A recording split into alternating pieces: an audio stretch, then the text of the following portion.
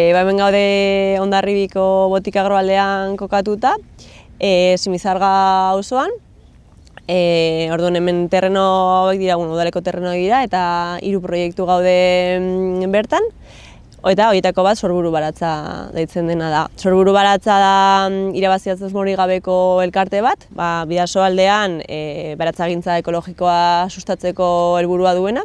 Horretarako diru-sarrerak bazkideen kuotak dira, hilabeteko kuotak, eta gero ere salmenta egiten dugu Irungo Labore Txingudin. Eta diru-sarrera horri esker pagatzen dira baratzan egon daitezken gastuak, bai administratibo aletikan, baita baratzan bertan behar diren landareak edo egituraketak erosteko, eta bertan dagoen langilea ordaintzeko. Hemen erabiltzen dugun eredua, eredu komunitario batean oinarritzen da, non bazkide bakoitzak hilabeteko kuota bat ordaintzen duen, astero saski bat, bertako eta garaiko produktuekin lortutako saski bat jasotzeko, eta hortikan aurrera sartzen da pixkat komunitarioaren parte hori, ez? Orduan, bazkide bakoitzak badauka aukera, kuotari pixkat merketzen juten da, bakoitzaren konpromesuaren arabera. Orduan horretarako egiten dira lantxanda desberdinak.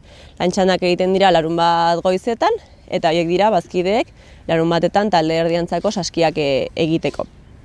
Orduan, dependeta zenbateko lantxandak egite dituzun urteak, kuota bat izan daiteke, bat edo bestea.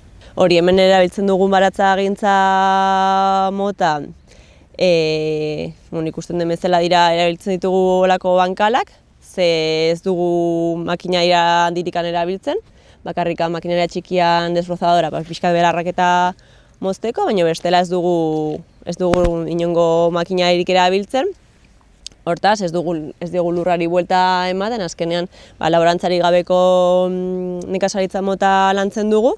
Azkenean horrek dauzkan onurak edo onuraz baliatzeko. Eta egiten dugun baratzagintza mota da ere biointentsiboan. Azkenean biointentsiboan nola azkarra izan da, oinarritzen da, azkenean ez dugula lurra deskantsatzen ustez, azkenean lurra berak lantzen dugu labore bat izango baliz bezala, guretzako lurra kultibo bat izango baliz bezala, orduan azkenean gure helburua da, landareak zaintzen ditugun moduan, ongarria ematela elikatzeko eta lurra ere horrela tratatzen dugu. Gure kasuan egiten dugu baratza ekologiko ziurtatua. Guk badaukagu enekek ematen duen zigiloa, ekologikoko zigiloa, orduan hori lortzeko baldintza batzuk bete behar dira, eta urtean behin ikuskaritza bat edukitzen dugu, eta orduan etortzen da bulegoko pertsona bat, eta orduan, bazkenean ekologikoa egiteko daude baldintza batzuk bete behar direnak, ohikoenak direla, batez ere produktu kimikoei begira, alde batetikan, badaude produktu batzuk nahiz eta kimikoak izan organikoak izan daitezkeela, orduan, baimenduta daudenak, orduan pixkat alde batetikan hori egiaztatzera, hori betetzen dugun, eta gero bestalde, erosten dugun azitikan lortzen ditugun landareak, hemen bertan, edo landaretikan erosten ditugunak ere, horiek ziurtagiri ekologikoa eduki behar dutela ziurtatzen dute, ez? Orduan, sartzen dira pixkat, horiek.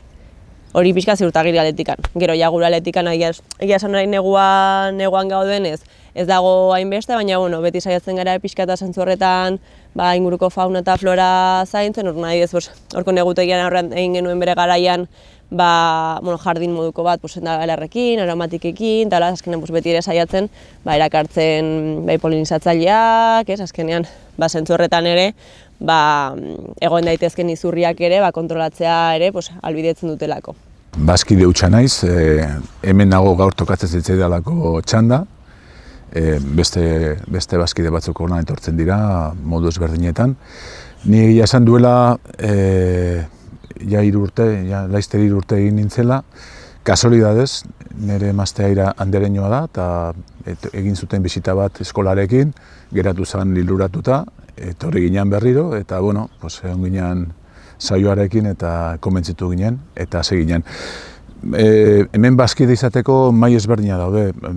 Mai apalena da bazkide egitea, berak aipatu duen bezala kuota bat ordaindu, konpromiso bat hartu egun batzuk etortzeko, zenbat eta egun gehiago etorri zureko eta bajusia da, eta bueno, aldezu ona etorri laron batetan edo asteazkenetan eta zure saskia jaso.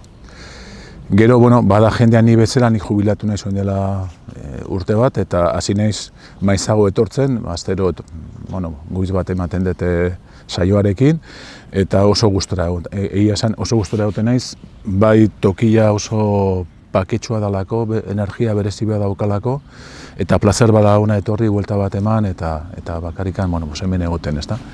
Eta gero, bueno, ez nekin ezer, ez nun idearik baratzangintza ekologikoari buruz, eta, bueno, poliki-polikiari naiz maila gainditzen, eta, bueno, landatu, ez dakiz nola jaso, nola, eta niretzako ere bulegoko pertsona izan naizenen neurrian, oso aberatsa da, oso konten nago.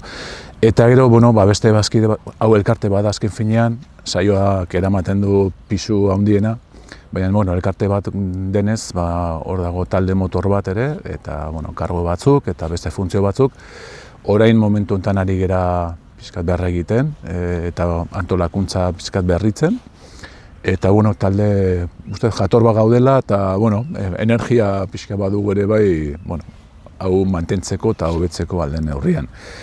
Eta bazkiden aldetik, bueno, beti daude premia, egia esan momentu honetan, azken urtean jende asko egin da bazkide, ez dakit proiekzio gehiago izan dugulako bai azokan, eta bai, bueno, hemen bezala, ez da.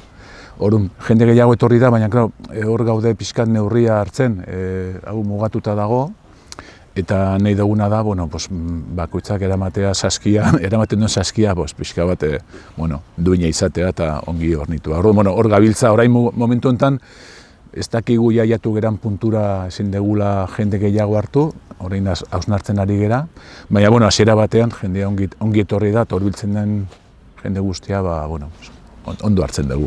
Txandak normalean izaten da parte batean, larun bateko txandetan, saskia prestatzea, 15, 18, depende zenba jende, prestatu, eta gero berak usten ditu lantxo batzuk, bueno, eta, bueno, plantxa hau garbitu, ez dakiz zer, bueno, beste horren gaitezu bi gauzak. Saskia prestatu eta gero lanen bat berak pixka programatzen duena, hortan lagundu, denbora dago neurrian.